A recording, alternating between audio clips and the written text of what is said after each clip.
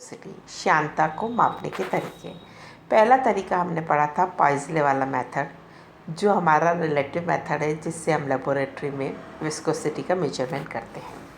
आज हम पढ़ेंगे viscosity measurement by Stokes law. ये एक एब्सोल्यूट मेथड है। एक ही लिक्विड हम लेते हैं और उसी की श्यानता हम निकालते हैं। ये मेथड है हमारे पास एक सिलेंड्रिकल जार है हमारे पास, उसमें लिक्विड भरा हुआ है और हम इसमें एक बॉल गिराते हैं ऊपर से नीचे। ठीक है, बॉल जब लिक्विड से गिरना नीचे शुरू करती है तो हम हमारे स्टॉपवॉच को शुरू कर देते हैं।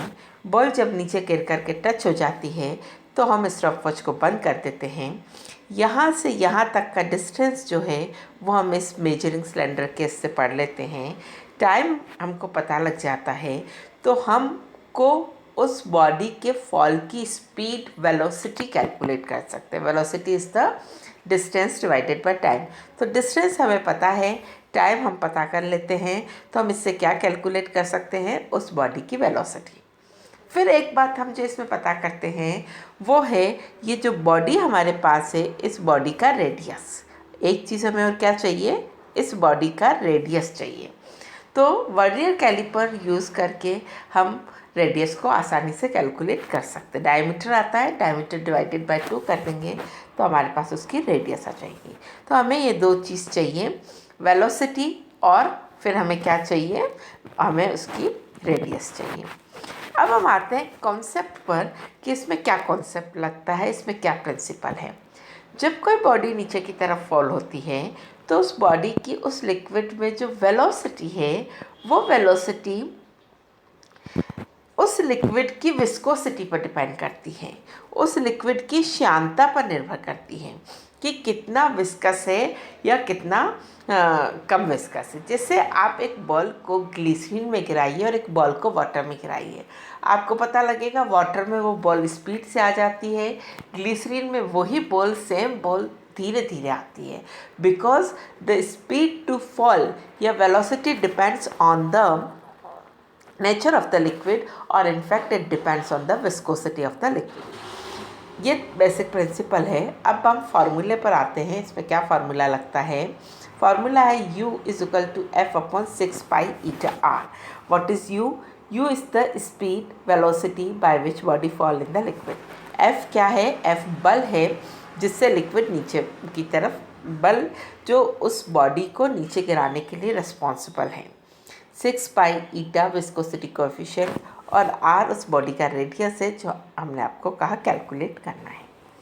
ठीक है, तो जब हम इस बॉडी को नीचे गिराते हैं तो जो बल है जो इसे नीचे की तरफ गिराता है ये दो बात पर निर्भर करता है।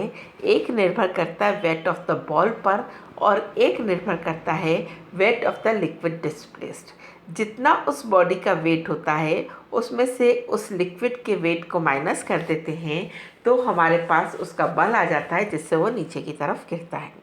तो weight of the ball minus weight of the liquid displaced. तो वेट ऑफ द बॉल क्या आएगा, VdG। वेट किससे आता है, V वॉल्यूम, D डेंसिटी घनत्व और G ग्रेविटेशनल फोर्स।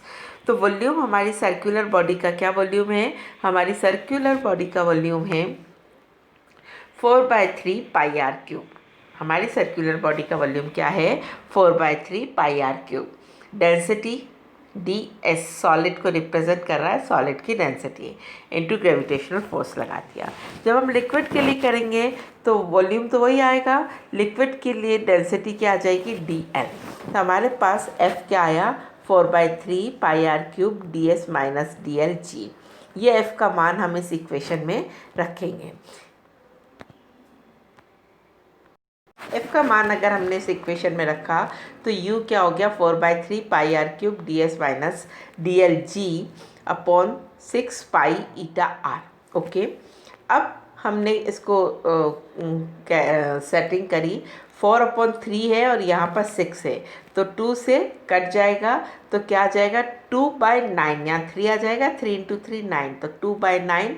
एक R नीचे से कट जाएगा, एक पाई नीचे से कट जाएगा तो 2/9 R² DS minus DLG upon ईटा।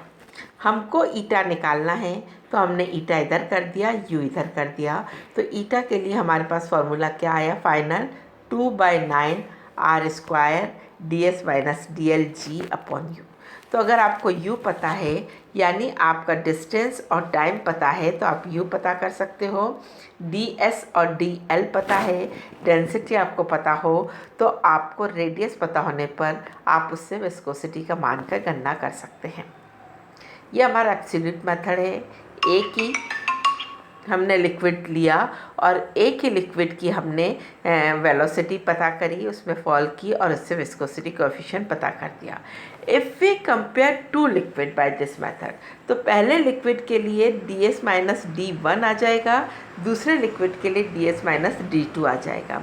जब हम इसे डिवाइड करेंगे तो हमारे पास क्या आएगा, ds minus d1 ds minus d2 u2 upon u1।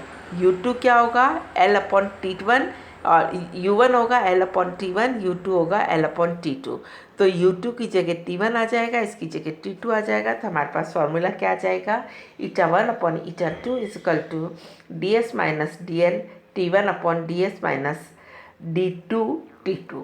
तो इससे हम दो लिक्विड को कंपेयर करके भी कैलकुलेशन कर सकते हैं। तो ये हमारा स्टोक्स मेथड था जिससे हम विस्कोसिटी को कैलकुलेट कर सकते हैं। Thank you.